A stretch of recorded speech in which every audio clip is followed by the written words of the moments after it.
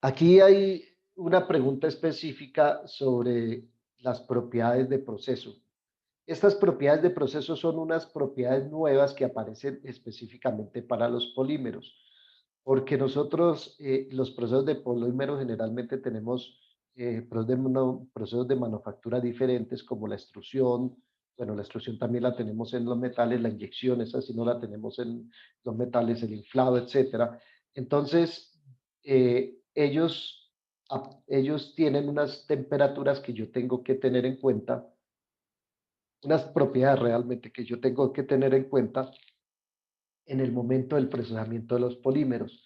Recuerden que los polímeros es otro mundo y podría haber inclusive una especialización en toda la parte de producción y procesamiento de polímeros. La gente que se dedica, los ingenieros mecánicos que se dedican a polímeros, digamos que tienen que hacer un estudio adicional de todo esto.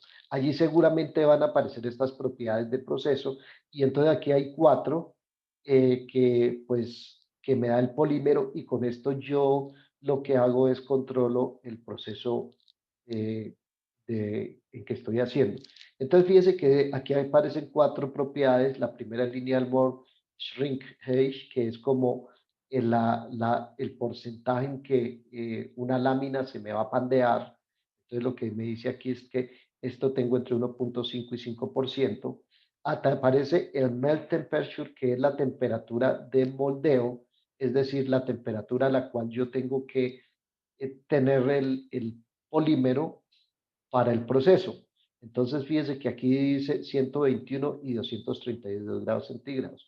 Pero para este caso y en este software, estos valores los bajé del software, entonces el software yo ya sé que él especifica estas dos temperaturas, esta que es una temperatura para extrusión y esta que es la temperatura de inyección. Como el proceso de extrusión e inyección son diferentes, entonces necesitamos, digamos, para la inyección necesitamos una temperatura más alta, mientras, porque el proceso es, digamos, es más complejo.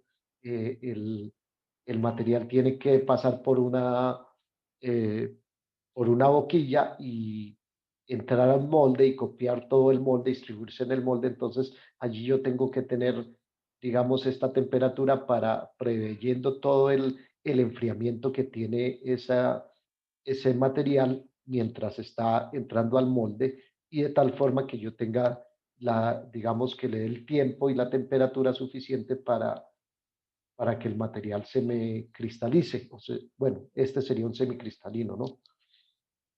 Mientras que la extrusión no es tan compleja como la inyección, simplemente es pasar el material por una forma y la forma va saliendo continuamente. Entonces no tengo que tener tan alta temperatura para asegurar que el material, digamos, que fluya y llene una forma, ¿no?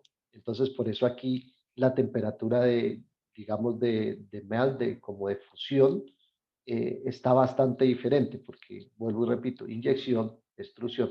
Y esta es la temperatura del molde, es decir, esta es la temperatura que el molde tiene que tener en su superficie constantemente para asegurar que el proceso también esté bien hecho.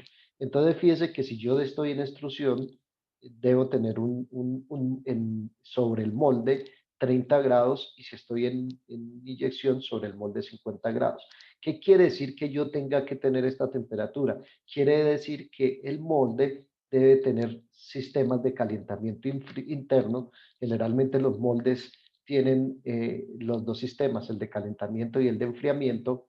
Entonces, yo puedo calentar con agua caliente o puedo enfriar igual también con agua fría. Eso va internamente en el molde, de tal forma que yo sobre la superficie de contacto entre el plástico y el molde, debo asegurar que generalmente estén estas temperaturas. Pero lo que les digo, esto es más de proceso. Y aquí finalmente dice el rango de presión para el moldeo y entonces fíjese que tenemos que 34,4 megapascales y 103. Entonces, digamos que el rango que yo tiene que estar sometido ese material para extrusión es este y para Bueno, esto yo no sé si será para extrusión y para inyección, como en el caso de arriba, pero digamos que están en este rango. Entonces, lo mismo, si yo tengo que eh, poner a presión el plástico dentro de la extrusora o dentro de la inyectora, entonces yo necesito tener una presión. Y entonces esta es la presión que él necesita precisamente ¿para qué? Para que logre esta configuración, porque digamos que con la presión yo voy a hacer que el material se comprima y obviamente, eh, digamos, su estructura se arregle de una forma determinada. Entonces, básicamente esas serían las propiedades del proceso de los polímeros, ¿sí? Y esas yo las puedo ver aquí, por ejemplo, en el software.